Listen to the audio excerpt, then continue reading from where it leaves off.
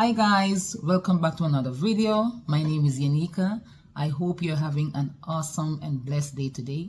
As you can see in the title below, today we'll be talking about the connection between lupus and mental health.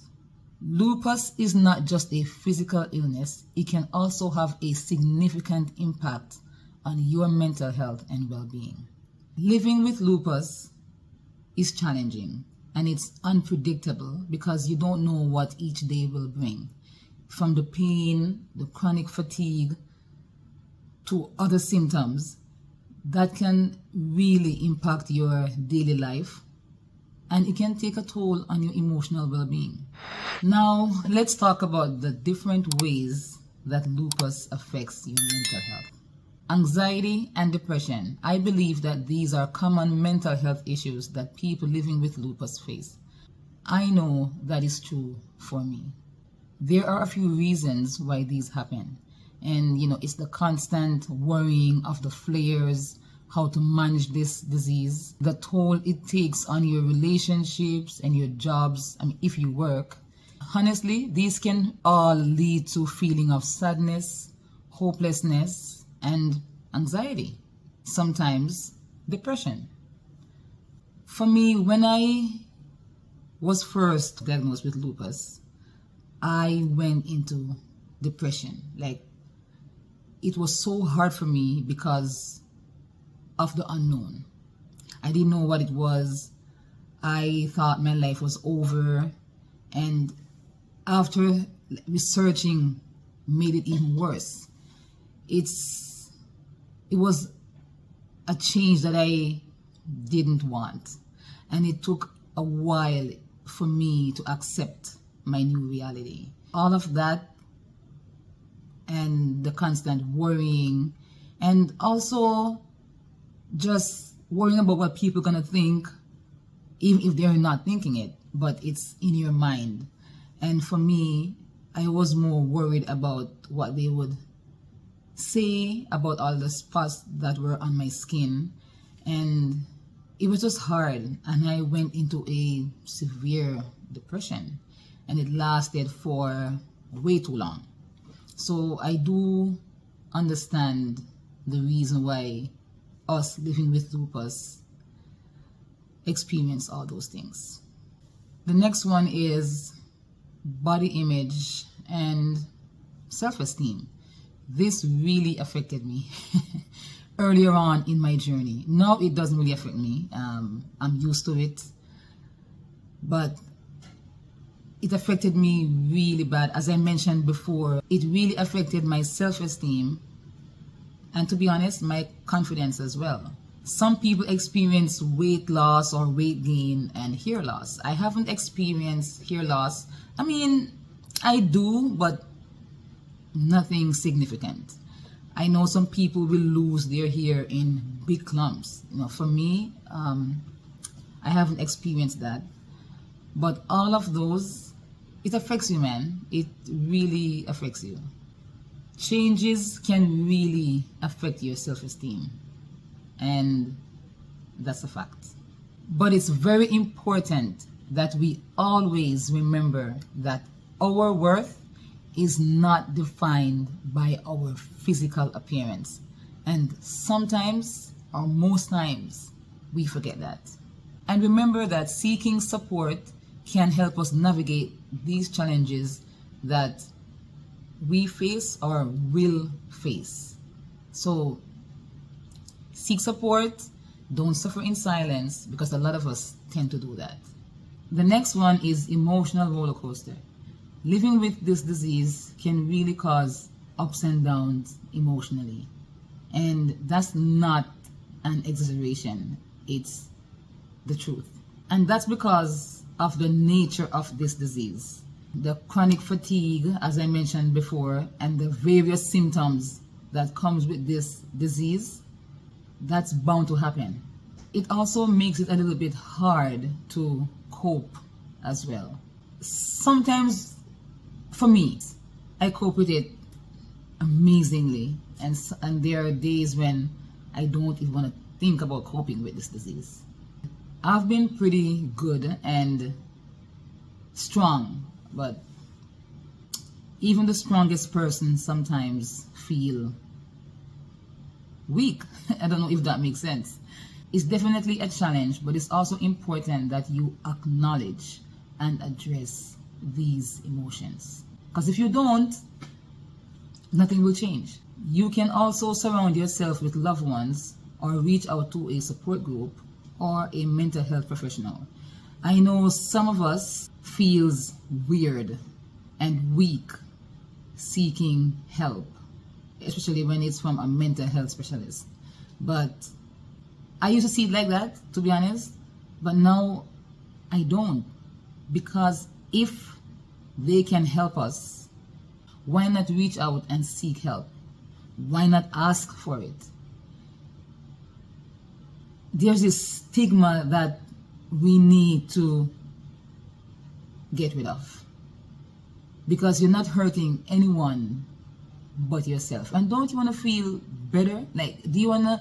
I don't think we want to get up every day feeling hopeless, sad, depressed, and just down. Like, it really affects your day. It really affects your life. And honestly, it affects the people that are around you. And I don't think we want that. So if we can get help, by all means, take it.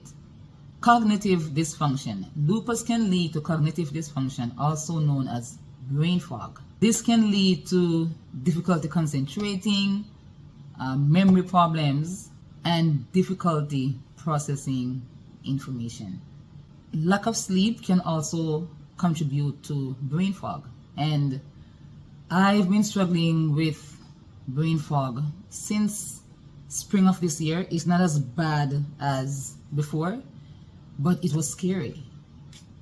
For me, I don't get much sleep.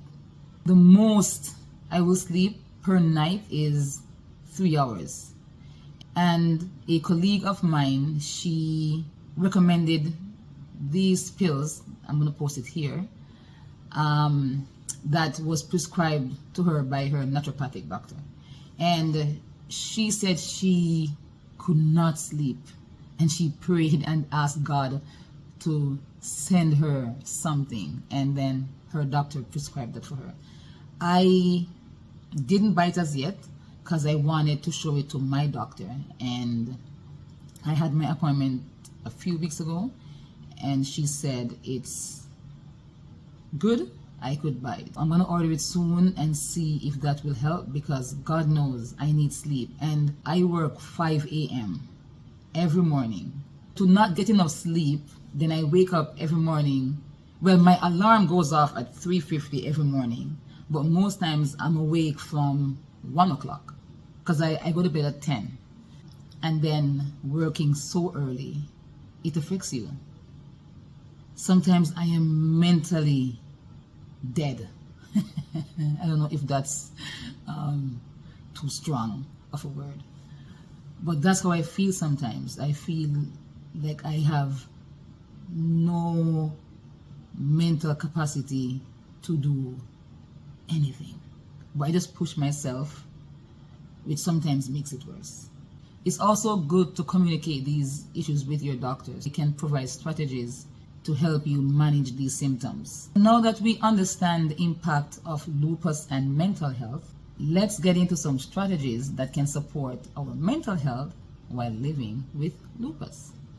The first one is self-care and stress management. It's important that you prioritize self-care activities. And I don't mean going to the nail salon, getting a manicure or pedicure, or buying comfort food.